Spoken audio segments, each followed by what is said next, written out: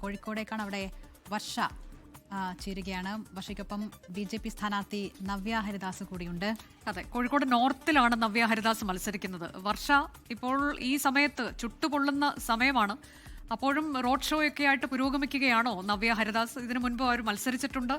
BJPക്ക് വലിയ സ്വാധീനമുള്ള ഇടമാണ്. അപ്പോൾ എന്താണ് അവരുടെ പ്രതീക്ഷകൾ? ജയിക്കുക എന്നതിനപ്പുറത്തേക്ക് മറ്റൊന്നുമില്ല എന്നാണോ?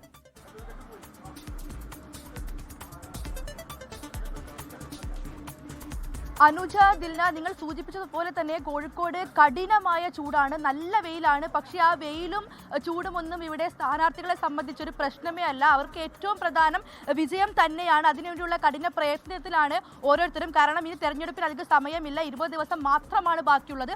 അതുകൊണ്ട് തന്നെ കിട്ടുന്ന സമയം പരമാവധി വീടുകളിലെല്ലാം കയറി പ്രചരണം നടത്തുകയാണ് സ്ഥാനാർത്ഥികളെല്ലാം. ഇന്ന് പെരുന്നാൾ കൂടി ആയതോടെ കൂടുതൽ വീടുകൾ കേന്ദ്രീകരിച്ച് പ്രചരണം നടത്താനാണ് സ്ഥാനാർത്ഥികളുടെ തീരുമാനം. എന്തായാലും നമ്മൾ ഇപ്പോൾ ഉള്ളത് കോഴിക്കോട് നോർത്ത് NDA സ്ഥാനാർത്ഥി നവ്യ ഹരിദാസിനോടൊപ്പമാണ്. പ്രചരണത്തിനെല്ലാം ഒടുവിൽ ഇപ്പോൾ അല്പനേരം വിശ്രമിക്കാൻ വേണ്ടിയാണ് നവ്യ ഇവിടെ ഓഫീസിൽ എത്തിയിട്ടുള്ളത്. എങ്ങനെ പോയി ഇന്നത്തെ പ്രചരണ പരിപാടികളെല്ലാം? രാവിലെ തുടങ്ങിയ പ്രചരണമാണ്. ഈദ് മുബാറക്കിൻ്റെ ഭാഗമായിട്ട് അങ്ങനെയുള്ള വീടുകളിൽ സന്ദർശിച്ചു. അവരുടെയൊക്കെ അനുഗ്രഹാശംസകളോടെയാണ് ഞങ്ങളുടെ ദിവസം ആരംഭിച്ചിട്ടുള്ളത്. വളരെ ശക്തമായിട്ടാണ് ഓരോ ദിവസവും മുൻപോട്ട് പോയിക്കൊണ്ടിരിക്കുന്നത്. അത്ര പ്രചരണം ആരംഭിച്ചത് മുതൽ ഉള്ളത് നോക്കുമ്പോൾ ഓരോ ദിവസം കഴിയുമ്പോഴും ജനങ്ങളുടെ ഭാഗത്തു നിന്നുള്ള സ്വീകാര്യത അത് വർദ്ധിച്ച് വരികയാണ്. തീർച്ചയായിട്ടും വിജയം എന്നുള്ളത് സുനിശ്ചിതമായിട്ടാണ് ഞങ്ങൾ മുൻപോട്ട് പോകുന്നത്. കോഴിക്കോട് നോർത്തിൽ എത്രമാത്രം വിജയസാധ്യത ഉണ്ട്?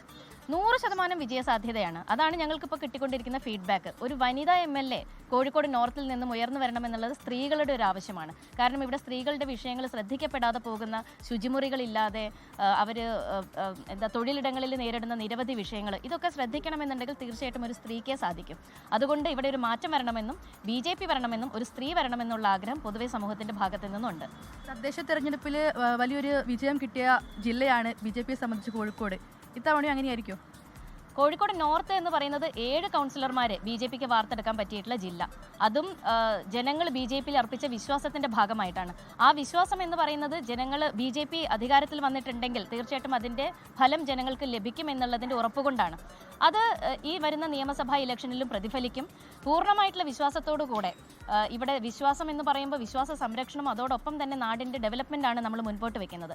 ആ ഡെവലപ്മെൻറ്റിലേക്ക് എത്തണമെന്നുണ്ടെങ്കിൽ നരേന്ദ്രമോദി സർക്കാരിൻ്റെ നേതൃത്വത്തിലുള്ള വികസന പരമ്പര നമ്മുടെ കോഴിക്കോടും നടക്കണം. അത് നോർത്തിൽ വരണമെന്നുണ്ടെങ്കിൽ നോർത്തിൽ BJPയുടെ ഒരു MLA വരണം. നിലവിൽ LDF-നോടൊപ്പം ഉള്ള മണ്ഡലമാണ് കോഴിക്കോട് നോർത്ത്. അപ്പോൾ ഇവിടെ എന്തൊക്കെയാണ് പ്രധാനമായി ചർച്ചാ വിഷയമാക്കുന്നത്? LDF-നോടൊപ്പം എന്ന് പറയുമ്പോഴും പൂർണ്ണമായിട്ടും ജനവിരുദ്ധത LDF-നോട് ഇന്ന് നിലവിൽ നിൽക്കുന്നൊരു സാഹചര്യമാണ്. അപ്പോൾ LDF എന്ന് പറയുമ്പോൾ തന്നെ ഇവിടെ ആരോഗ്യ മേഖലയിൽ വരുത്തിയിട്ടുള്ള വീഴ്ചകൾ, നമ്മുടെ പൊതു രംഗത്ത് വരുത്തിയിട്ടുള്ള വീഴ്ചകൾ, പ്രകടന പത്രികയിൽ ഉൾപ്പെടുത്തിയിട്ടുള്ള ഒരു കാര്യവും നടത്തിയെടുക്കാൻ കഴിഞ്ഞ MLAക്ക് 5 വർഷക്കാലമായിട്ടുള്ള MLAക്ക് സാധിച്ചിട്ടില്ല എന്നുള്ളൊരു വീഴ്ച, അദ്ദേഹത്തിന് പലയിടങ്ങളിലേക്കും ഓടിയെത്താൻ തന്നെ സാധിക്കുന്നില്ല എന്നുള്ളൊരു പ്രശ്നം. അങ്ങനെ മൊത്തത്തിലെടുത്ത് നോക്കും. ഇപ്പോൾ നമ്മുടെ കേരളത്തിലെ മൊത്തത്തിലുള്ള സാഹചര്യങ്ങൾ എടുത്തു നോക്കുമ്പോഴും വിശ്വാസി സമൂഹത്തോട് കാണിക്കുന്ന വഞ്ചനയും അഴിമതിയിലും ഒക്കെ മുങ്ങിക്കിടക്കുന്ന ഒരു LDF, ആ ഒരു ജനവിരുദ്ധത വോട്ടിൻ്റെ കാര്യത്തിൽ ഇത്തവണ തീർച്ചയായിട്ടും പ്രതിഫലിക്കും. കോഴിക്കോട് ഒരു വനിതാ MLA ഉണ്ടാകും. തീർച്ചയായിട്ടും വനിതാ MLA ഉണ്ടാകും. അത് ചരിത്രം കുറിച്ചുകൊണ്ട് ഞങ്ങൾ മുൻപോട്ട് പോകുമെന്നുള്ളതിൻ്റെ ഉറപ്പ് ഞങ്ങൾ ഈ അവസരത്തിൽ തരികയാണ്. എന്തായാലും വലിയ വിശ്വാസത്തിലാണ് നവ്യ ഹരിദാസ് ഉൾപ്പെടെ. എന്തായാലും അവർക്ക് കളയാൻ ഇനി സമയമില്ല. കൂടുതൽ സമയത്തിനുള്ളിൽ, കുറവ് സമയമാണുള്ളത്. ആ സമയത്തിനുള്ളിൽ തന്നെ ഒരുപാട് വീടുകളിലും അതേപോലെ മറ്റു ആളുകളെല്ലാം കാണേണ്ടതുണ്ട്. അതിനായുള്ള ഓട്ടപ്പാച്ചിലാണ് സ്ഥാനാർത്ഥികൾ ഓരോരുത്തരും. അനുജ, ദിൽന. ലോകത്തെവിടെയായാലും ഏത് സമയത്തും 24 വാർത്തകളും ഓഗ്മെന്റഡ് റിയാലിറ്റി പാക്കേജുകളും എക്സ്പ്ലെയിനറുകളും വിശദമായി കാണാൻ ഞങ്ങളുടെ YouTube ചാനൽ നിങ്ങൾക്ക് സബ്സ്ക്രൈബ് ചെയ്യാം.